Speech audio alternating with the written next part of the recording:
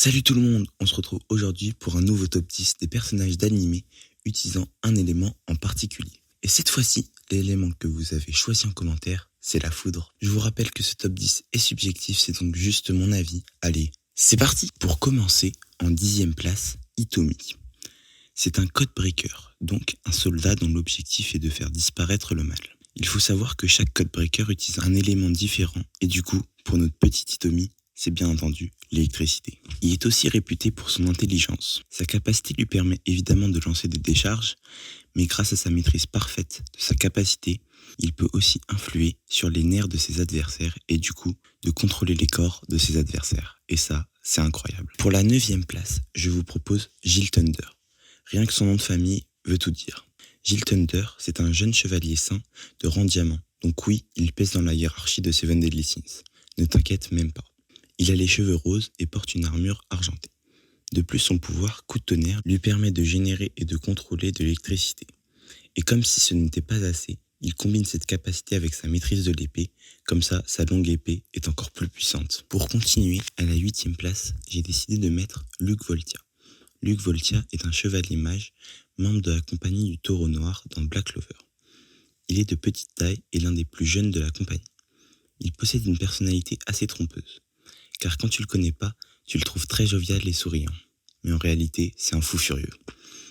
Luc est quelqu'un de très sanglant et d'insensible, qui adore se battre et affronter des ennemis puissants.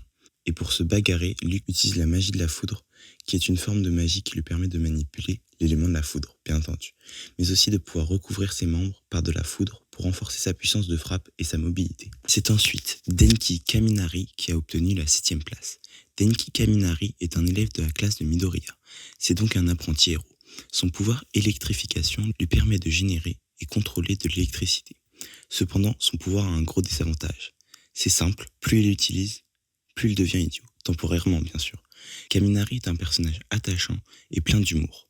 Son tempérament amical et son esprit d'équipe le rendent selon moi très très cool. Ensuite, pour la 6e position, je vous propose Zenitsu Agatsuma, qui est un pourfendeur de démons et surtout un ami très proche de Tanjiro, le héros de Demon Slayer. Pour détruire du démon, il utilise le souffle du tonnerre, une technique de combat qui lui permet de générer et manipuler l'électricité.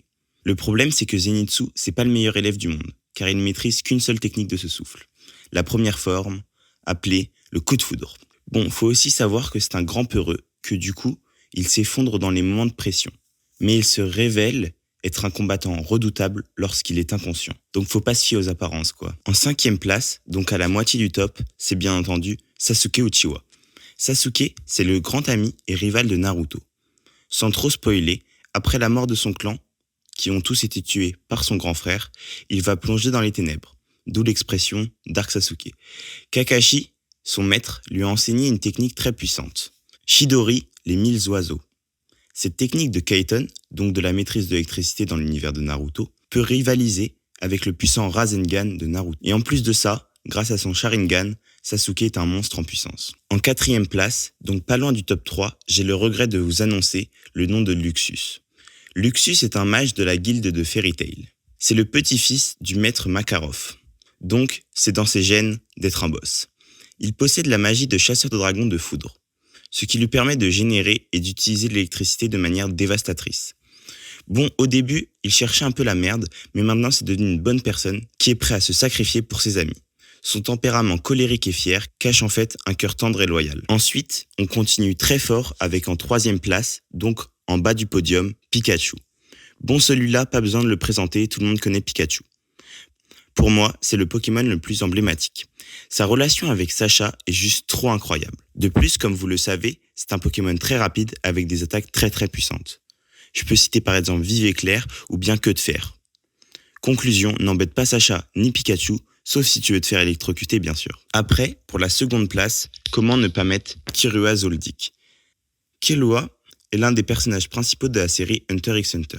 Bon, déjà, lui, c'est simple, il est issu d'une famille d'assassins. Donc déjà, tu sais que le poteau, il rigole pas du tout. Malgré son passé sombre et son éducation d'assassin, Killua est un personnage attachant et loyal envers ses amis. Du coup, il maîtrise toutes les façons de tuer quelqu'un, et vu que ça suffisait pas, il maîtrise le Nen. Le Nen, c'est ce qui permet d'avoir des pouvoirs dans l'univers d'Hunter x Hunter.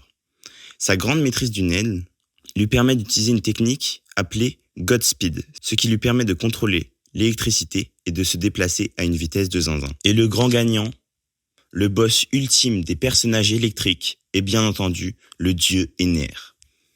Ener est l'antagoniste principal de l'arc Skypiea dans One Piece. Il est l'un des premiers gros adversaires qu'affronte Luffy. Pour la faire courte, Ener se considère comme un dieu et règne sur Skypiea avec une main de fer. Il est arrogant et cruel, mais super puissant. Il possède le pouvoir du fruit du démon, du Gorogoro no Mi, qui lui confère la maîtrise de la foudre et de l'électricité. En plus de cela, il utilise le mantra qui lui permet de deviner les prochains coups que son adversaire va lui faire. Il voit dans le futur, quoi. Rien que ça. Dites-vous que c'est tellement une batterie électrique en puissance qu'à lui tout seul, il a fait voler un bateau, géant bien sûr, jusqu'à la Lune. Oui, tu as bien entendu, la Lune. Bref, sa seule faiblesse, c'est Luffy et ses pouvoirs élastiques. Voilà, c'est la fin de ce nouveau top 10. Si j'ai oublié des personnages en rapport avec la foudre que vous aimez, n'hésitez pas à le dire en commentaire. Mais le plus important, c'est de me dire en commentaire le prochain élément que vous voudriez que je traite en top 10. Et bien entendu, n'oublie pas de liker, t'abonner et partager pour le soutien. C'était Dragor, à plus.